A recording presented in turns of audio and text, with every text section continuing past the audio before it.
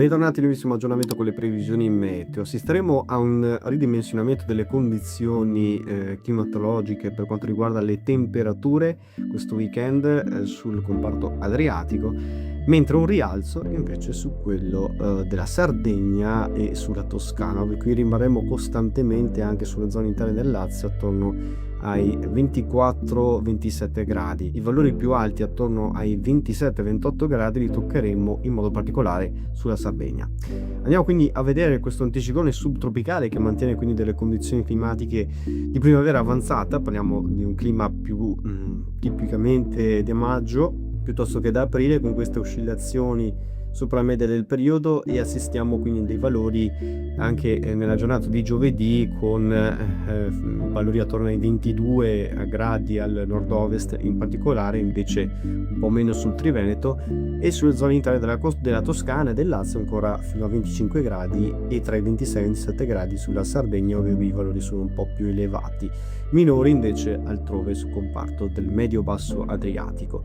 Insomma, assistiamo quindi a questa evoluzione climatologica. Come potete vedere, avremo un ridimensionamento delle temperature proprio a causa di questa discesa di una massa d'aria un po' più fresca che sta agendo ancora sulla Russia e sul comparto orientale dell'Europa, e si collegherà poi a questo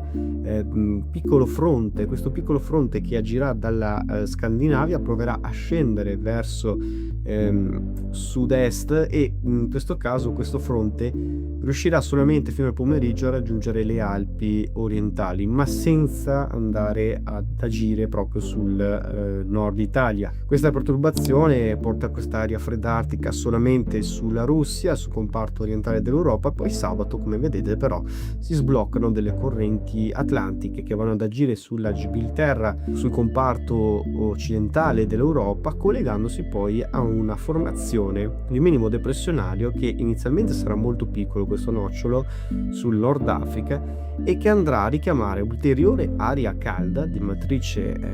africana che riuscirà ad estendersi su gran parte della Francia, su gran parte anche della Sardegna, e supereremo anche localmente i 28 gradi proprio su questi settori. Questo richiamerà quindi anche che cosa? Richiamerà la sabbia sahariana, che sarà quindi molto importante da segnalare, perché sarà una delle più importanti tempeste che riusciranno ad estendersi su gran parte dell'Europa, e questo pulviscolo quindi ci terrà compagnia anche nel fine settimana ed inizio della prossima settimana, quando avremo le più classiche piogge sporche, con quindi degli effetti anche sulla nostra penisola,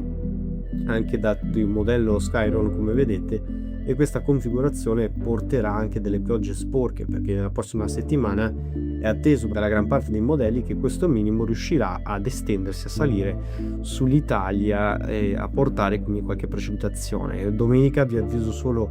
potremo già avere dei primi effetti entro la serata sul Piemonte, specie occidentale, e sulla Alta Lombardia localmente, e per qualche locale rovescio. E attenzione poi lunedì, quando si andrà appunto a instaurare questo minimo depressionario, ancora incerta la collocazione, ma intanto è proiettato sul medio-basso Tirreno, e vede questa configurazione portando dei forti temporali centro-sud Italia, soprattutto sulla Campania, sul Lazio, sull'Appennino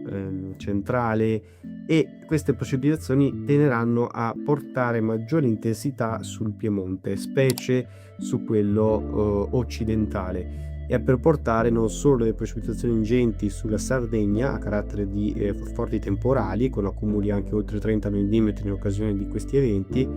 ma come vedete gran parte dell'estremo nord-ovest vedrà queste precipitazioni con accumuli anche maggiori rispetto alla Sardegna. Queste le prospettive e l'evoluzione, che porterà quindi anche delle precipitazioni non solo al nord-ovest ma anche sul Triveneto, e questa porterà quindi instabilità un po' più frequente proveniente dal Nord Africa, una classica instabilità mediterranea con temperature che saranno sotto la media sul Nord Africa, pensate, e qui i valori saranno estremamente sotto la media, e con degli anticicloni bloccati sulla Scandinavia e sull'Europa orientale, che riusciranno quindi a mantenere un po' più di dinamicità nel corso quindi della prossima settimana, con dinamismo dovuto appunto a questo forte ciclone. che richiamerebbe poi ulteriori flussi umidi atlantici in settimana e quindi potrebbe portare a una settimana ricca di precipitazioni, ma con delle temperature che saranno in generale in media col periodo quasi dappertutto per quanto riguarda la prossima settimana. Intanto questo fine settimana lo vivremo ancora con temperature molto sopra la media stagionale, quindi ancora il classico caldo primaverile. Però insomma, vedremo cosa aspettarci anche da parte dei ragionamenti successivi che indicheranno soprattutto quali aree saranno soggette alle precipitazioni. Continuate a seguirci.